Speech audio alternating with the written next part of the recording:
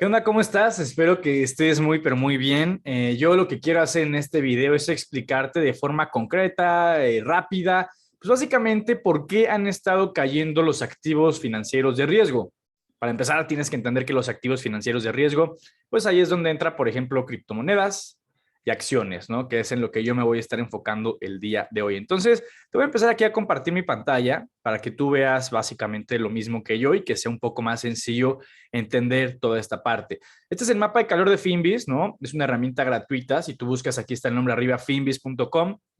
Tienes esta herramienta gratis donde puedes ver de forma bastante visual, gráfica y sencilla, pues básicamente el comportamiento, en este caso el S&P 500, que son las 500 empresas más valiosas de Estados Unidos. Aquí estoy en year to date, o sea, desde que empezó el 2022 a día de hoy, pues podemos ver que hay muchos más cuadros rojos que verdes. ¿Esto qué quiere decir? En pocas palabras, ha sido un mal año para la bolsa. Esto no es sorpresivo para la gente que por lo menos va siguiendo mi contenido y el de Bullground. Ahí siempre lo hemos dicho que 2022 pintaba muy complicado desde el inicio y si me aguantas tantito, el 2023 tampoco se ve muy prometedor a día de hoy. Cualquier cosa puede cambiar, eso sí. Pero bueno, podemos ver que Nvidia ha caído hasta casi la mitad de su valor, Amazon más de una tercera parte de su valor. El único sector que, pues bueno, podemos ver que tiene una dominancia importante con un muy buen año es el sector energético. Ahí es donde está pues todo lo relacionado con el petróleo. Al final, pues hay mucha inflación. La inflación pues sube el precio del petróleo. Las petroleras ganan mucho dinero. Vuelve la movilidad y reactivación económica que se había perdido un poco con el COVID en 2020. En 2021 se empezó a recuperar un poco, pero 2022 pues ya es un año en donde pues el sector energético pues está teniendo una muy buena demanda. Esto también lo puedes ver en TradingView. Estamos aquí en el US 500 o US 500, básicamente igual, es el S&P o S&P 500. Le das en YTD y te pone year to date en pocas palabras. Es exactamente lo mismo. ¿Qué podemos ver aquí? Que pues bueno, el S&P pues es exactamente lo mismo. Ha tenido una caída aproximada de un 16-17% en lo que llevamos de año. Se está acercando a un bear market. Bear market es cuando pues llega a tocar una caída de un 20%. Esto es year to date, pero si nos vamos un poco más alejados, vemos que el máximo del S&P 500 pues fue un poco más antes y podemos ver que fue por acá en diciembre, ¿no? Entonces, el drawdown que ha tenido el S&P 500 en los últimos meses es un 17% aproximadamente.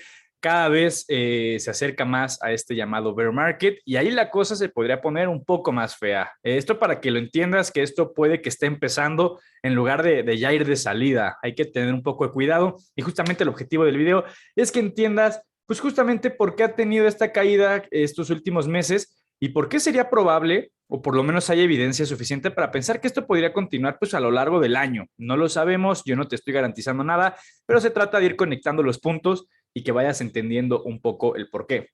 Esto igual se ve un poco reflejado con el bono a 10 años. Este es un instrumento que, pues, como puedes ver, ha subido muchísimo desde que tocó mínimos por ahí de agosto de la pandemia, del año de la pandemia, 2020, aquí en marzo también ha subido muchísimo. En pocas palabras, este es como un termómetro donde se esperaba que la actividad económica pues resurgiera, donde se esperaba pues un aumento en el nivel de precios. Al final de cuentas, el bono a 10 años es un indicador importante en la economía de Estados Unidos que te señala un poco qué tanta confianza hay en la economía, en la subida de precios, en la reactivación, pero pues bueno, ha estado teniendo una subida realmente importante.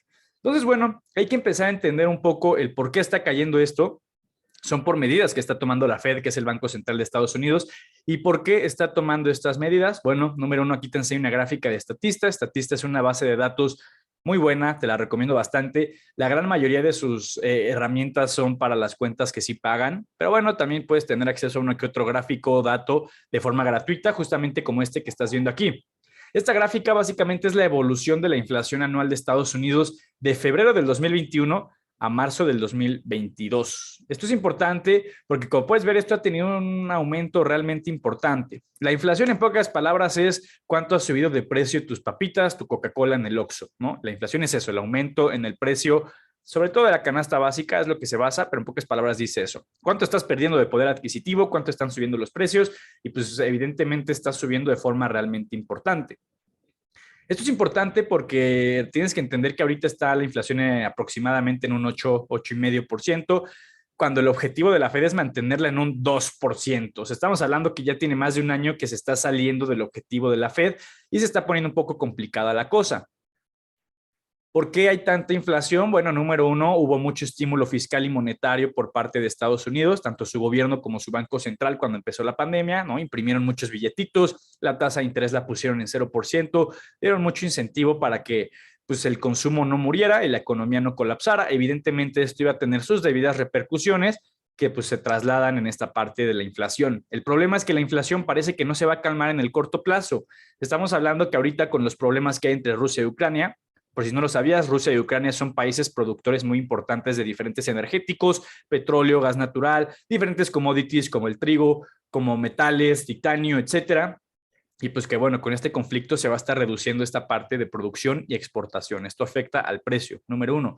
Número dos, pues con todos estos estímulos, pues había un exceso de liquidez importante en el mercado. La gente se puso a gastar, gastar y gastar. Evidentemente, pues esto impulsa los precios para arriba, que es lo que estamos viendo en este momento.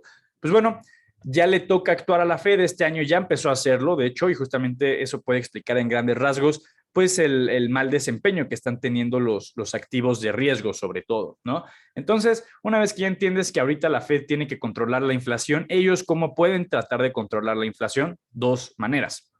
Número uno, subir la tasa de interés y número dos, retirar la liquidez del mercado que habían metido pues hace un par de años por lo menos, ¿no? Entonces, aquí te dejo esta noticia que se publicó el 4 de mayo, o sea, una semana antes de que yo te estoy grabando y subiendo este video, para que veas que pues básicamente es el aumento de la tasa de interés más grande que ha tenido la Fed en prácticamente todo este siglo. No sé qué edad tengas, yo tengo 23 años, o sea, es el aumento más grande que ha habido pues prácticamente en toda mi vida, ¿no? Entonces, no es poca cosa que la Fed haya aumentado 50 puntos base la tasa de interés con el objetivo de contrarrestar un poco la inflación.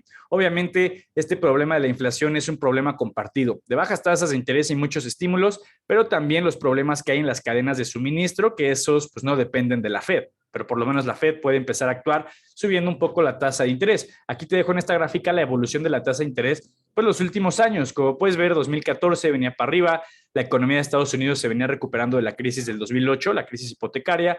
2018-19 empezó a tener pues su punto máximo, por lo menos de los últimos años. Llegó la pandemia y órale, para abajo, o sea, de un 1.75% se fue a 0%. O sea, el costo del dinero era gratis. En pocas palabras, dinero regalado. Quiere decir que si tú ibas a un banco en Estados Unidos a pedir un préstamo, no te iban a cobrar intereses. Obviamente esto era con el incentivo de impulsar la economía, el consumo, que esto que el barco no se hundiera. Las repercusiones se están viendo en este momento. Por eso, pues ya la Fed tuvo que tomar acción este 2022. Primero tuvo un aumento por ahí de hace un par de meses y ahora tuvo un doble aumento porque subió 0.50% y como lo ves acá otra vez, el mayor aumento en los últimos 20 años. De hecho, nunca en la, bueno, no en la historia, perdón, pero ya tenía varios años que la Fed no aumentaba la tasa de interés por dos juntas seguidas, como aquí lo puedes ver. Aumento, siguiente junta, aumento. Y se espera que los aumentos vayan a seguir continuando. Se espera que la tasa de interés pues, pueda acabar en un rango entre 3% aproximadamente terminando el 2022. Esto le afecta a la bolsa de criptos, es lo que tienes que entender primero que nada, porque pues están subiendo la tasa de interés. ¿Esto qué quiere decir? Que los bonos son los instrumentos de menos riesgo, te van a estar pagando más interés. Entonces, si los instrumentos menos riesgosos ya te están pagando más, pues tú qué haces como inversionista inteligente, probablemente sacas un poco de tu dinero de los activos más riesgosos y lo pasas al activo menos riesgoso que ya te está pagando un poquito más. ¿Y qué te va a estar pagando más a lo largo del año? Que como les decía, la tasa es bastante probable que acabe en un rango de 3% aproximadamente. Eso es lo que puede afectarle a la bolsa, a las criptos. Ya te enseñé la gráfica del S&P 500, pero pues puedes ver la gráfica del Bitcoin para pues ver un poco el termómetro cripto, es exactamente lo mismo. Ha tenido un año pésimo, ¿no? Te vas acá, year to date, y es exactamente lo mismo con Bitcoin, ¿no? Vamos a ver cuánto ha caído aproximadamente este activo. 35% en los 5 meses que llevamos de año, ¿no? Entonces, ya estás entendiendo ahorita una parte de la tasa de interés, toca entender ahora la parte de que la Fed quiere reducir su balance sheet. La traducción es balance general, no sé si llevaste alguna vez clase de contabilidad, pero pues el balance general es básicamente este estado financiero en donde pones tus activos, tus pasivos y tu capital. Pues básicamente es eso, la Fed aquí es donde tiene pues básicamente sus activos, pasivos, en pocas palabras, la deuda que han estado comprando. Si lo quieres ver, aquí te pongo esta gráfica interesante. Cuando fue la crisis del 2008, pues vean cómo la Fed empezó a comprar deuda pues, de forma importante, o sea, de 800,000, 900,000, su balance se le fue a a más de 2.000 millones, ¿no? O sea, más del doble es lo que creció. Y a partir de ahí la Fed empezó en una especie de círculo vicioso, comprar deuda, comprar deuda, comprar deuda.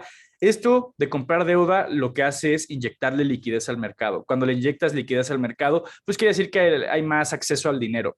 Si hay más acceso al dinero, es menos escaso, la gente pues es más impulsada, incentivada a asumir riesgos, porque pues es como dinero gratis, dinero que no contemplabas, más facilidad al dinero, me explico. Entonces, pues tú cuando pones eso, pues por correr más riesgos, ¿no? Es como cuando tus papás te daban doble domingo, no sé, o te daban dinero así porque dinero que no esperabas, pues ese dinero pues no lo ahorrabas, probablemente te lo gastabas en papitas, te lo gastabas en un refresco, en una ida al cine, en una fiesta, en un balón, yo qué sé. Pues así es como puedes ver esto.